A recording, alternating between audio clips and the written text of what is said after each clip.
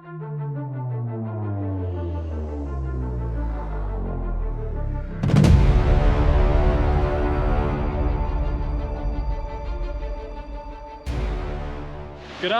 and welcome to our 10-month review of 79 Series Landcruiser. What mods have we done to the engine?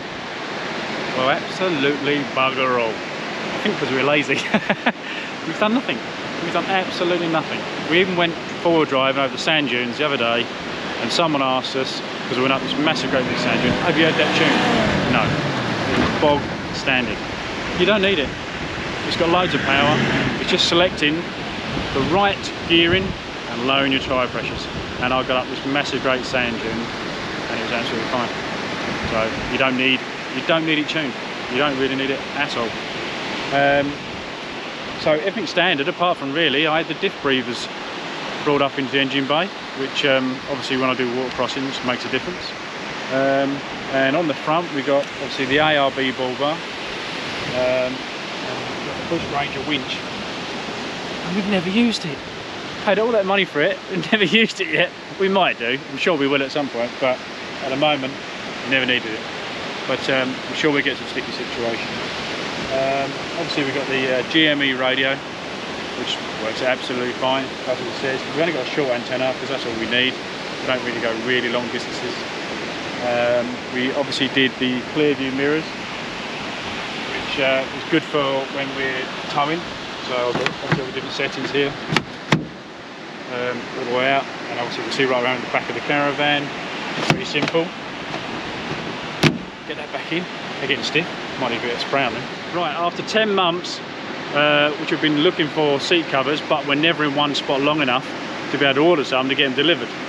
So we still got our $12 ones we got from, where was it, Autobahn or something? Yeah. Yeah, look. They're still on there. Still in there. We had them for the Cape. And they're still going, look.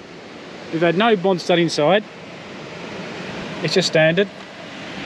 And it absolutely works fine. I think we've been a bit tight as well because the seat covers are really expensive. They're about like $800 to $1,000 just for seat covers. So we'll probably keep the $12 ones. Yeah, for about 5 years. Probably.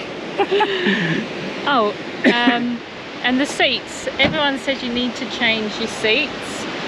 But we think they've been fine, haven't they? they're really, really comfortable. They're no different to any seat you get in any vehicle. No. So when you get your Landcruiser, drive it first because you might feel the same. After 4 or 5 hours sitting in the car, your bum starts to hurt. But that's with any car. Doesn't matter. When the last vehicle, my bum would hurt. I mean, what car I'm in, if I'm in there for 4 or 5 hours, my bum's going to hurt.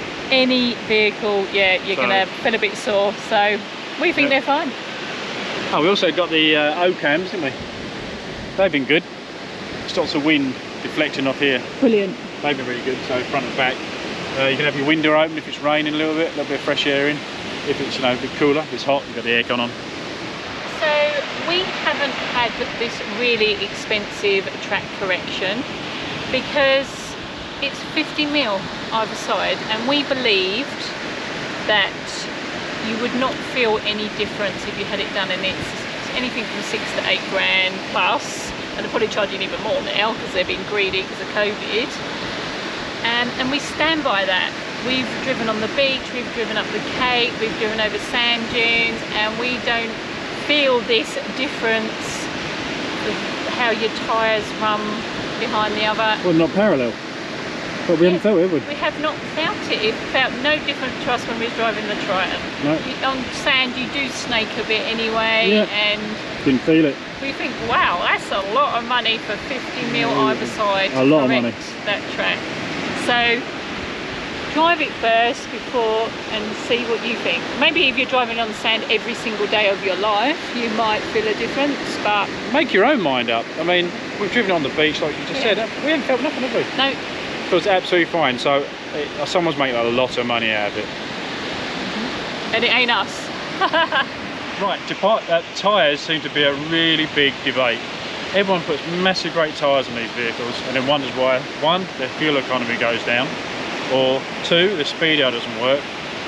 But we was advised when we got these tyres fitted to the vehicle that to get the right tyres, so when you're in the outback and you have a ripped tyre or something goes wrong, you can actually get these tyres, because a lot of the bigger tyres you won't be able to get.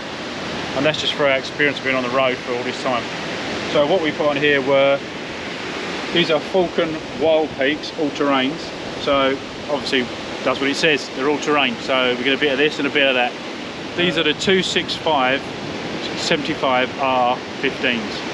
And they just seem to be a general size you can get in most places if you have a problem. We haven't physically had a problem yet, but we were advised to do this and keep the tyre size to a certain size.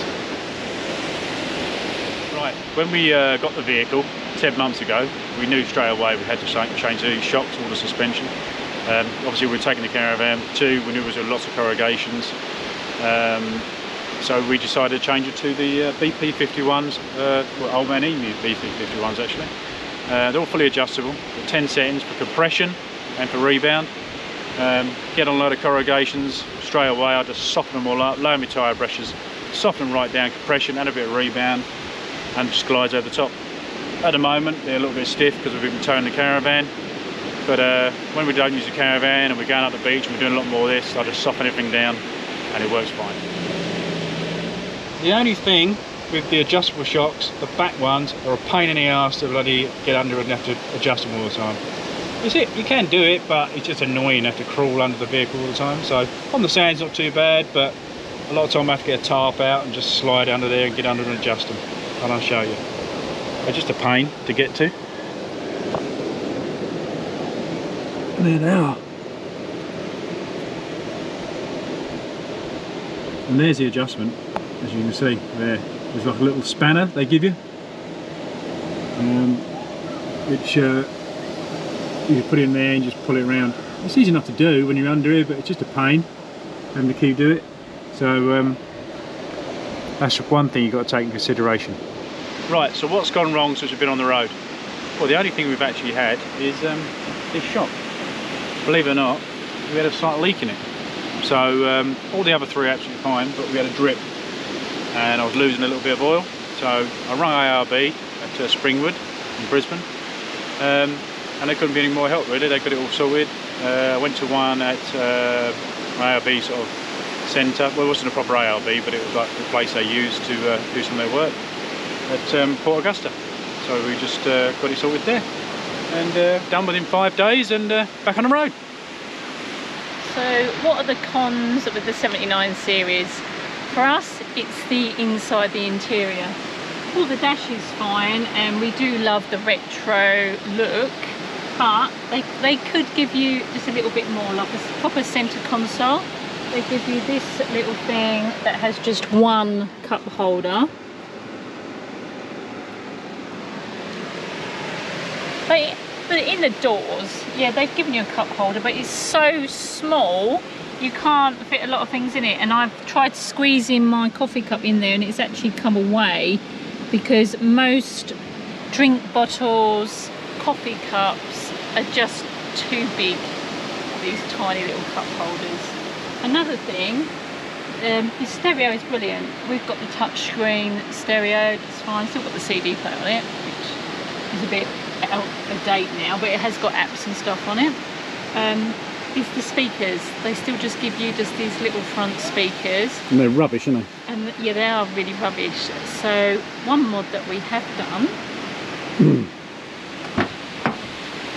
is we had, you have to excuse all the mess in here, we had the back speakers done with these pods. Yeah. And they're 300 watt speakers. Through Autobahn.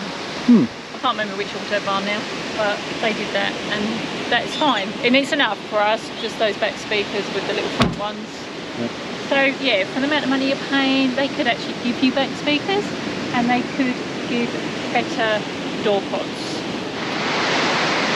For our Canopy setup, we went with Norwell, but we're not going to go through that now because that's on another video. Don't forget to like, subscribe and tick that notifications bell and follow our adventures around Australia.